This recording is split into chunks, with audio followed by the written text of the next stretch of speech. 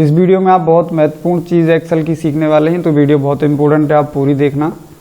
तो सबसे पहले हम इसमें बताएंगे आपको कंसोलिडेट। तो देखिए कंसोलिडेट का मतलब क्या होता है कि एक बहुत बड़ी जो रेंज का डाटा है उसमें से कुछ जो भी चीज़ें हैं उनको अलग करके देखना। जैसे कि 3 महीने का यहाँ पर मेरी जनवरी में, फेब में, मार्च में कुछ आइटम बिके हैं ये। अब मैं ये देखना चाहता हूँ, अगर मैं यहाँ से अलग अलग जोड़ूंगा तो बहुत टाइम लगेगा। मैं चाहता हूँ कि मदरबोर्ड, रैम और जो भी कीबोर्ड है वो कितना बिका है 3 महीने के अंदर क्वांटिटी, तो मैं अलग यहाँ पर इनका टोटल निकाल सकता हूँ। वैसे मैंने यहाँ टोटल नीचे निकाल रखा है, ये टोटल पूरा निकाल रखा है सबका, लेकिन मैं इनका ही देखना चाहता हूँ 3 आइटम का। तो उसके लिए हम लोग यहाँ पर कंसोलिडेट का प्रयोग करते हैं। कैसे करते हैं? सबसे पहले आप उस चीज़ को सेलेक्ट करिए जहाँ आप कंसोलिडेट करना चाहते हैं, फिर इसको आप क्लिक करिए। अब यहाँ पे जो भी पहले से रेंज दे रखी है उनको डिलीट कर दीजिए, अगर बाय द वे दे रखी हैं तो। अब इनको यहाँ से डिलीट कर दिया। ऊपर इधर सम का करना है, अगर सम निकालो तो सम, मैक्सिमम निकालो तो मैक्सिमम। आप जो भी कंसोलिडेट करना चाहते हो वो मैक्सिमम निकालोगे कि मैक्सिमम कितना बिका है, कि कब कौन सी क्वांटिटी बिकी है जो मैक्सिमम है, तो उसको भी आप लोग यहाँ देख सकते हो। मैं ये को यहाँ पर जोड़ना है तो रेफरेंस में क्लिक करना है। तो पहला रेफरेंस आपको ये आइटम एंड क्वांटिटी रैम तक लेना है, मतलब जो रेंज है ना वो रैम तक लेनी है, और फिर इसको ऐड कर देना है। इसके बाद में दूसरी आपको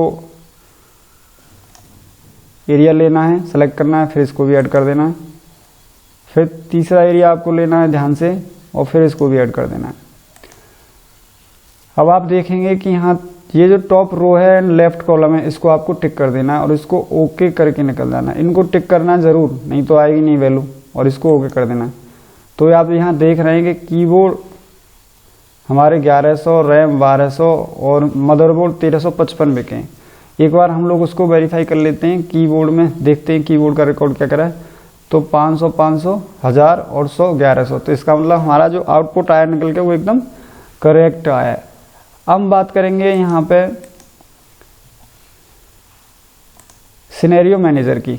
तो देखो सिनेरियो क्या होता है? सिनेरियो एक परिकल्पना होती है, एक सोच होती है, कल्पना होती है कि ऐसा अगर हम कर लेंगे तो ऐसे करने के बाद कैसा होगा।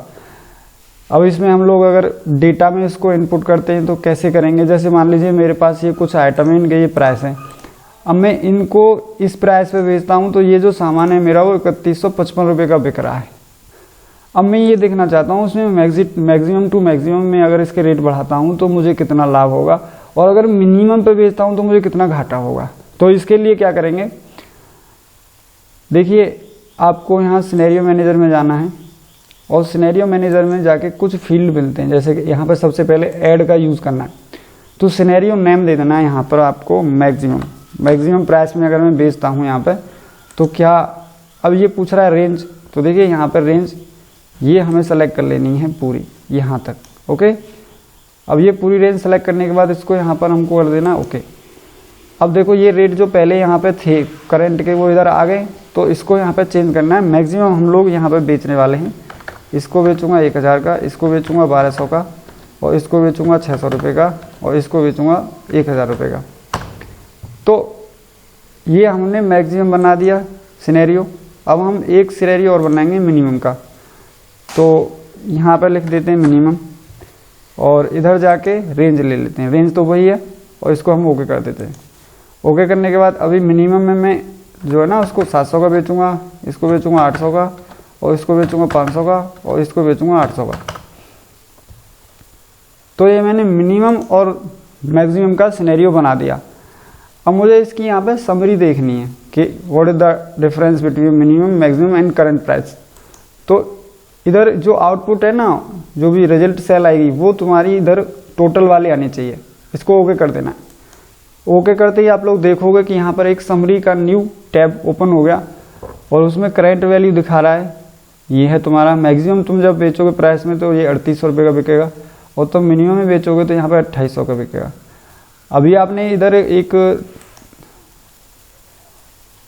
इसमें सिनेरियो मैनेजर में एक चीज़ और देखी होगी, मर्ज। तो मर्ज का क्या मतलब होता है कि अगर इन सीट को हम तीनों को अलग अलग टैब पे अगर हम लोग इसको बनाते तो अलग अलग टैब पे आने के बाद फिर मर्ज करना पड़ता। तो इस केस में हमारे को मर्ज करने की कोई ज़रूरत है नहीं। तो फ्रेंड्स आगे हम सीखते हैं डेटा टेबल। तो डेटा टेबल में क्या होता है, क्या करते हैं हम लोग डेटा टेबल में, ये है आपका गोल सीक। तो बहुत ही सरल है, मैं इसको भी आपको एक बताना चाहूँ तो अगर यहाँ टोटल है किसी सीट में तो उसको भी हम लोग चेक कर सकते हैं। जैसे मान लीजिए टोटल है, इधर टोटल है, मैं यहाँ पर गोल सीक को यूज़ करना चाहता हूँ तो उसका क्या मतलब होता है, ये सेट सेल बोल रहा है कि जो सेल तुम्हारी है उसमें तुम कितने की वैल्यू देखना चाहते हो। तो भाई मतलब पहली तो ये जो सेट सेल है वो कौन सी सेल में वैल्यू को बढ़ाना चाहते हो, तो मैं इसमें जो B7 है उसमें बढ़ाना चाहता हूँ। अब वैल्यू कितना देना चाहते हो, वैल्यू देखना चाहता हूँ मैं 1000, इसमें 1000 देखना चाहता हूँ मैं, 1000 टोटल आना चाहिए मेरा। अब वो पूछ रहा है कि एडजस्टमेंट करना है मुझे, तो किस में करूँ, तो मैं कीबोर्ड वाली उसमें एडजस्टमेंट कर देता हूँ और इसको ओके कर दूंगा। तो देखिए यहाँ पे 1000 मतलब हो गया टोटल और इधर यहाँ पे कीबोर्ड में 300 हो गए। ठीक, तो इस तरीके से हम लोग यहाँ पे गोल सीक का भी यूज़ कर लेते हैं। इसके बाद में आता है यहाँ पे डेटा टेबल। तो डेटा टेबल के लिए आपको क्या करना आता है कि पहले जो भी आप कैलकुलेशन, मल्टीप्लाई, जोड़, गुणा, जो भी आप इधर करोगे इन दोनों अंक में, वो पूरी टेबल में अगर इसको फॉलो करना है तो आप लोग कैसे उसको कर पाओगे। तो इसको मैं यहाँ पर कर देता हूँ, इसको एस्टर लगाएंगे एंड इसके बाद इधर आपको इसका मल्टीप्लाई कर देना है और इसको एंटर दे देना। एंटर देने के बाद में एक रेंज लिख लेनी है कि कितनी रेंज तक आपको मल्टीप्लाई करना है। तो 2, 3 और ये 4, और इसके बाद में इसको नीचे से इसको ड्रैग डाउन करना है और इधर यहाँ ऊपर लेके इसके बराबर में जो भी आपको जितने का भी टेबल बनाने है उतनी टेबल यहाँ पर आपको लिख देनी है। जैसे कि मेरे को 12 और 13 एंड 14, और इसको यहाँ से लेके ऐसे आपको जितनी भी टेबल बनानी है उतनी यहाँ को खींच देना है और इसको पूरा सेलेक्ट करना है। इधर से पूरा सेलेक्ट, गलती नहीं होनी चाहिए इसमें। पूरा सेलेक्ट करने के बाद में फिर आपको जाना है यहाँ पे डेटा टेबल पे और इनपुट सेल है, रो इनपुट सेल में ऊपर वाला और कॉलम इनपुट सेल में नीचे वाला, इसको ओके कर देना है। तो देखेंगे कि आपका जो मैंने ऊपर एक्शन किया था मल्टीप्लाई का, वो पूरी टेबल में मेरा यहाँ पर फुलफिल एक्शन हो गया है, टेबल पूरी बन के आ गई है। इसके बाद में हम लोग चलते हैं यहाँ पर सब टोटल पे। तो देखिए सब टोटल क्या है कि ये एक, यहाँ भी मैंने क्वार्टरली डाटा है, मदर रैम कीबोर्ड का ले रखा है, अप्रैल का, मार्च का और फिर मई का। अब मैं देखना चाहता हूँ अलग अलग क्वांटिटी कि अप्रैल में टोटल कितना बचा, मार्च में कितना बिका और मई में कितना बिका। तो मैं यहाँ सब टोटल पे जाऊँगा, टोटल का भी टोटल, सब टोटल। तो इधर मेरे को कुछ नहीं करना है, ऊपर मंथ लेना ही है, नीचे सम लेना है, इधर क्वांटिटी लेना है। तो इसको ओके कर देना है। तो जैसे ही ओके किया तो आपने अप्रैल का देखा कि यहाँ पे 60 पीस बिके हैं और मार्च का देखा तो यहाँ पे 165 हैं और मई का देखा तो आपने 66 हैं और टोटल ग्रांड टोटल यहाँ पे 291 पीस बिके हैं तीनों महीने के अंदर। तो इस तरीके से हम लोग यहाँ पे कंसोलिडेट, सिनेरियो मैनेजर और आपका डेटा टेबल और सब टोटल का फॉर्मूला यूज़ करके अपने काम को आसान कर सकते हैं। वीडियो कैसी लगी ज़रूर बताएं, वीडियो लाइक करें, चैनल सब्सक्राइब जरूर करें। जय हिंद, जय भारत।